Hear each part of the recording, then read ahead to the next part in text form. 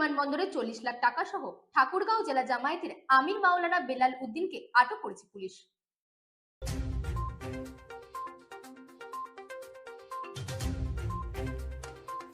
সৈয়দপুর বিমানবন্দরে বিশেষ অভিযানে 40 লাখ টাকা সহ ঠাকুরগাঁও জেলা জামায়াতের আমির মাওলানা বেলাল উদ্দিনকে আটক করেছে পুলিশ।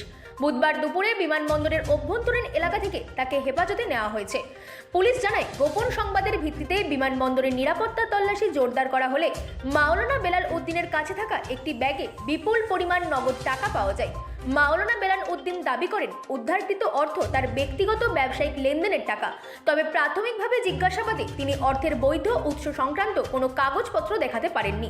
বর্তমানে তাকে পুলিশি হেফাজতে রাখা হয়েছে এবং অর্থের উৎস ও উদ্দেশ্য অনুসন্ধানে তদন্ত অব্যাহত রয়েছে। Bureau report, রাতদিন news network.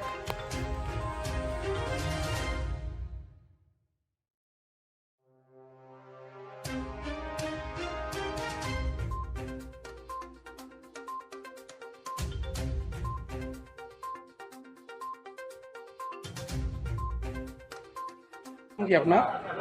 আমার নাম হচ্ছে বেলাল। বেলাল। হ্যাঁ। বাড়ি কোথায়? বাবার নাম কি? বাবার নাম বাবার নাম দবিরুল। দবিরুল। দবিরুল মানে কোন এমপি ছিল? হ্যাঁ, হ্যাঁ দবিরুল। দবিরুল এমপি ছেলে আপনি? না না না না। ও আচ্ছা আচ্ছা। আর ইয়া কি গ্রামের নাম কি?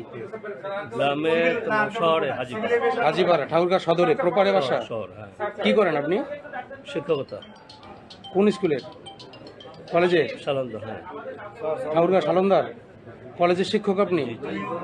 আচ্ছা, কত টাকা আছে এখানে আপনার লাগেছে? এখানে 50 প্লাস। 50 প্লাস আছে। 50 প্লাস আছে। 50 লাখ। হ্যাঁ, কিসের টাকা এগুলো? ব্যবসা, কিসের ব্যবসা করেন? গার্মেন্টস। গার্মেন্টসের ব্যবসা।